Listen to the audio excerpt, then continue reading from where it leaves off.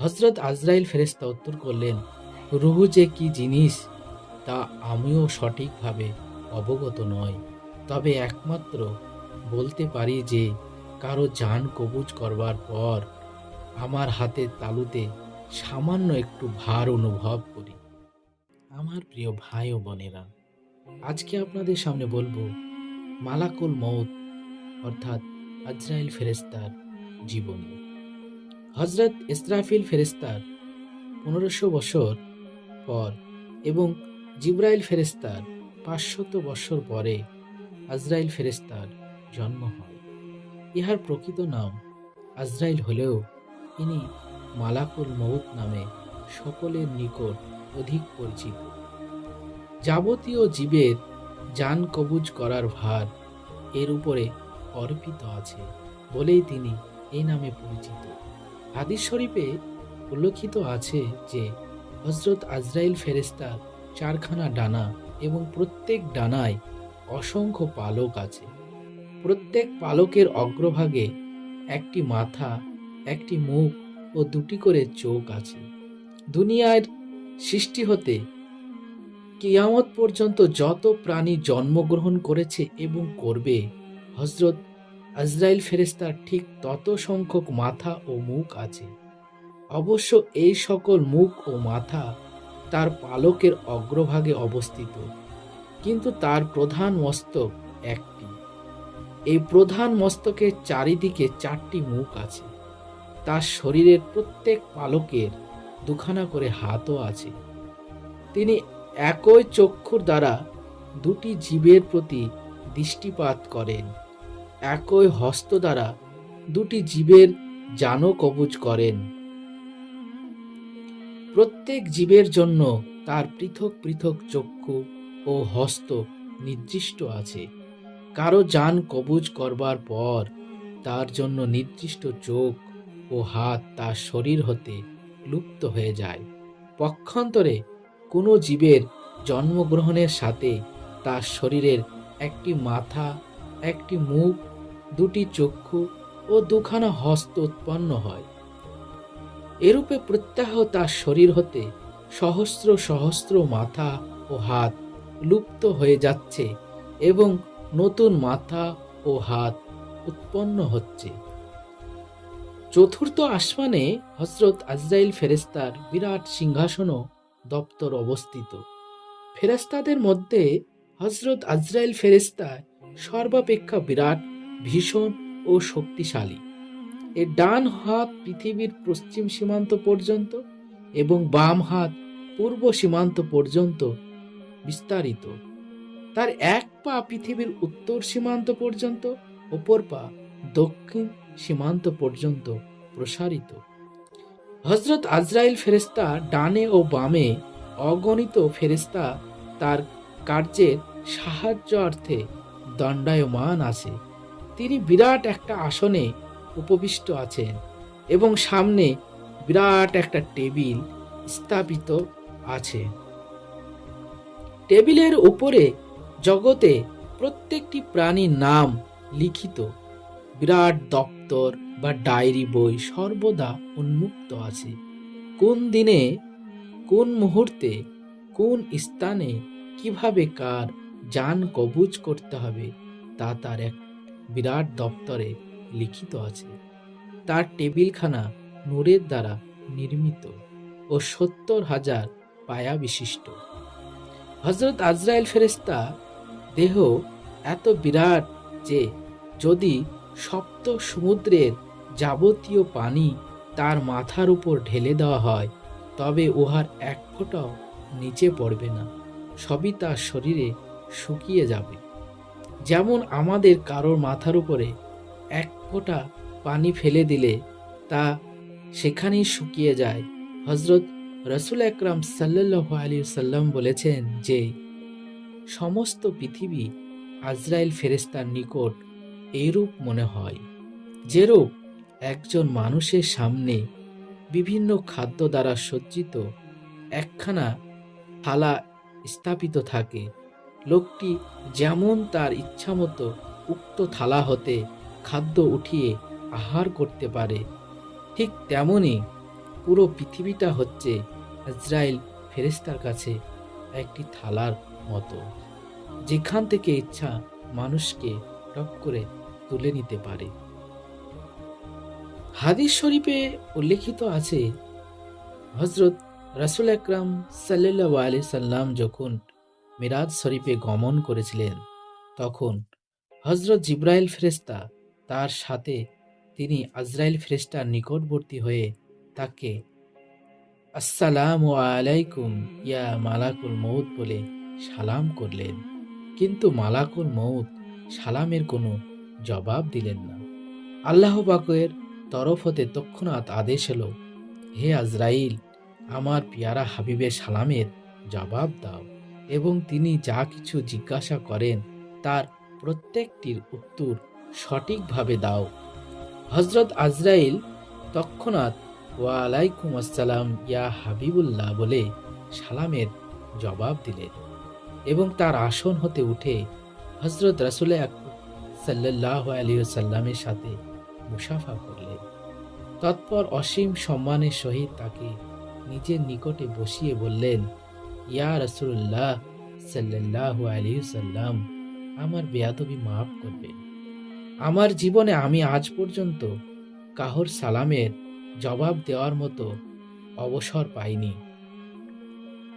আজ যদি আল্লাহ তাআলা আমাকে আদেশ না করতেন, তবে আপনার সালামের জবাব দেওয়াও আমার পক্ষে সম্ভব হতো না। আল্লাহ পাক আমার উপরে এমন গুরুত্বপূর্ণ কাজের দায়িত্ব অর্পণ করেছেন যে আমি একটি মুহূর্ত মাত্র আমার কাজ হতে অন্যমনস্ক হওয়া সম্ভব নয়। প্রতি মুহূর্তে আমাকে জিন, মানব, দৈত্য, দানব, পশু, পক্ষী, কীট, পতঙ্গ প্রভৃতি নিয়ে কোটি কোটি জীবের জান কবুজ করতে হয়। অথচ তাহাদের জান কবুজ করবার জন্য নির্দিষ্ট সময়ের এক মুহূর্ত পূর্বে অথবা এক মুহূর্ত পরেও উহার করবার উপায় নেই।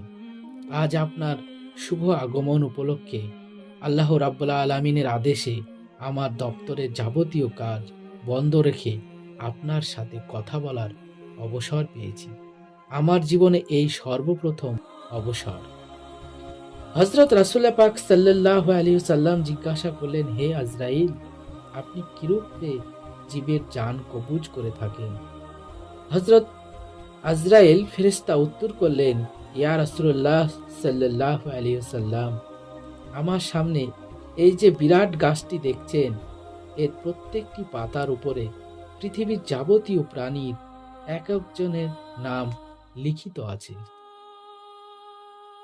যখন কারো মৃত্যুর সময় নিকটবর্তী হয়, তখন মৃত্যুর 40 দিন পূর্বে তার নাম লিখিত পাতাটি জরদ রং ধারণ করে। অতঃপর মৃত্যুর দিন সেই পাতাটি আমার সম্মুখস্থে এই টেবিলের উপর পতিত হয়। আমি তৎক্ষণাৎ আমার ডায়েরি বই খুলে সেই প্রাণীটির কোন মুহূর্তে, কোথায়, কিভাবে জান কবুজ করতে হবে তা দেখে আমার সাহায্যকারী ফেরেশতাদের একজনকে পাঠিয়ে দিই তার জান কবুজ করতে। যদি সেই ব্যক্তি আল্লাহর প্রিয় বান্দা হয়, তবে আমার ডান দিকে দণ্ডায়মান ফেরেশতাদের একজনকে পাঠিয়ে দিই। সে গিয়ে খুব আসানে সহিত জান কবুজ করে নিয়ে আসে। আর সেই ব্যক্তি যদি আল্লাহ নাফরমান বান্দা হয়, তবে আমার বাম দিকে দণ্ডায়মান ফেরেশতাদের একজনকে পাঠিয়ে দিই। সে গিয়ে অত্যন্ত আযাবের সহিত তার জান বের করে নিয়ে আসে। হযরত রাসূল পাক সাল্লাল্লাহু আলাইহি সাল্লাম আবার প্রশ্ন করলেন, হে ভাই আজরাইল, রূহ বা আত্মা কি প্রকারের দ্রব্য? হযরত আজরাইল ফেরেশতা উত্তর করলেন, রূহ যে কি জিনিস তা আমিও সঠিকভাবে অবগত নই, তবে একমাত্র বলতে পারি যে কারো জান কবুজ করবার পর আমার হাতের তালুতে সামান্য একটু ভার অনুভব করি। হযরত রাসূল পাক সাল্লাল্লাহু আলাইহি ওয়াসাল্লাম আবার জিজ্ঞাসা করলেন, আপনার মাথার চারদিকে 4টি মুখ হওয়ার কারণ কি? হযরত আজরাইল ফেরেশতা উত্তর করলেন, আমার সম্মুখের মুখটি নূরের দ্বারা প্রস্তুত। এর দ্বারা মুমিন বান্দাদের জান কবুজ করার আদেশ প্রদান করে থাকি। ডান দিকের মুখটি আল্লাহর ক্রোধের দ্বারা প্রস্তুত। এর দ্বারা পাপীদের জান কবুজ করার আদেশ প্রদান করি। বাম দিকের মুখটি আল্লাহর গজবের দ্বারা প্রস্তুত। এর দ্বারা মুনাফিকদের জান কবুজ করার আদেশ দিই। আর পেছনের মুখটি দোজকের অগ্নি দ্বারা প্রস্তুত। এর দ্বারা কাফের ও মুশরিকদের জান কবুজ করার আদেশ দিই। ইয়া রাসূলুল্লাহ সাল্লাল্লাহু আলাইহি সাল্লাম, আপনার জন্য একটি শুভ সংবাদ এই যে, যেদিন আল্লাহ তাআলা আমাকে এই কার্যের ভার অর্পণ করেছেন, সেই দিনই আমাকে নির্দেশ দিয়েছেন যে উম্মতে মুহাম্মদীর জান অত্যন্ত আসানের সহিত কবুজ করবে। সন্তান যেমন মায়ের স্তন পান করতে করতে ঘুমিয়ে পড়ে, তখন তার মাতা তার মুখ হতে স্তনটি টেনে বের করে নেয়, অথচ সন্তান কিছুই বুঝতেই পারে না, ঠিক সেই রূপভাবে যেন প্রত্যেক উম্মতে মুহাম্মদীর জান কবুজ করা হয়, তারা যেন মোটেই কোনো কষ্ট অনুভব না করে। হযরত রাসূল পাক সাল্লাল্লাহু আলাইহি সাল্লাম এই কথা শুনে অত্যন্ত খুশি হয়ে আল্লাহ তাআলার শুকর স্বরূপ দুটি সিজদা করলেন। তিনি পুনরায় জিজ্ঞাসা করলেন, হে ভাই আজরাইল, কখনো কারো জান কবুজ করার জন্য কি আপনি আপনার এই আসন পরিত্যাগ করে উঠে নিচে গমন করেছিলেন? হযরত আজরাইল ফেরেশতা উত্তর করলেন, হ্যাঁ, আমাকে জীবনে সর্বমোট 3 বার এই আসন ত্যাগ করে নিজেকে গমন করতে হয়েছিল। প্রথমবার হযরত আদম আলাইহিস সালামের শরীর তৈরি করার জন্য মাটি আনতে, দ্বিতীয়বার হযরত আদম আলাইহিস সালামের জান কবুজ করতে, তৃতীয়বার হযরত মুসা আলাইহিস সালামের জান কবুজ করতে। হযরত নবী করিম সাল্লাল্লাহু আলাইহি সাল্লাম আবার জিজ্ঞাসা করলেন, হে ভাই আজরাইল, কোন লোকের জান কবুজ করবার সময় কি আপনার প্রাণে মমতা হয়েছিল?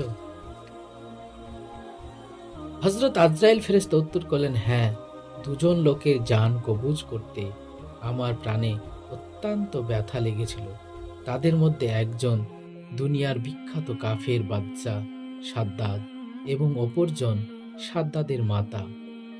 অন্য একটি হাদিসে আছে, হযরত রাসূল পাক সাল্লাল্লাহু আলাইহি সাল্লাম বলেছেন যে আল্লাহ তাআলার আরশের নিচে একটি বিরাট গাছ সৃষ্টি করেছেন। দুনিয়াতে যত সংখ্যক প্রাণী আছে, উক্ত গাছে তার সমান সংখ্যক পাতা আছে। যখন কারো পরমায়ু শেষ হতে মাত্র 40 দিন বাকি থাকে, তখন তার নামের পাতাটি মালাকুল মউতের সামনে টেবিলের উপর পড়ে। মালাকুল মউত তখন তার ডায়েরি বই খুলে সেই ব্যক্তিকে ডায়েরি বইতে মৃত বলে লিখে নেন, যদিও তখনও তার আরও 40 দিন পরমায়ু অবশিষ্ট থাকে। তথাপি সেই দিনই সে আকাশে মৃত্যু বলে ঘোষিত হয়। ঠিক তার 40 দিন পরে সেই ব্যক্তি মৃত্যু মুখে পতিত হয়।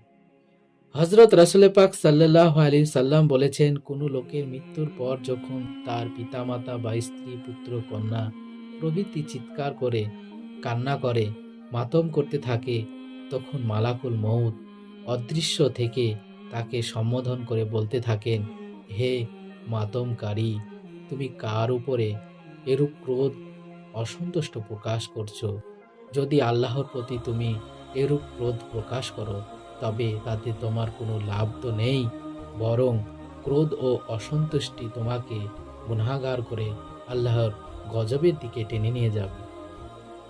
যদি আর আমার উপরে তুমি অসন্তুষ্ট হয়ে থাকো, তবে সেটাও তোমার নিতান্ত বোকামি, কারণ আমি নিজের ইচ্ছামতো কোনো কিছু করি না। আমার প্রতিপালকের আদেশ প্রতিপালন করাই আমার একমাত্র কাজ। আমি সেই সর্বশক্তিমান আল্লাহর কসম করে বলছি, আমি এই ব্যক্তির জন্য নির্দিষ্ট খাদ্যের একটি দানা বাকি থাকতে ইহাকে দুনিয়া হতে উঠিয়ে নিইনি। সুতরাং আমার প্রতি ক্রোধ করাও তোমার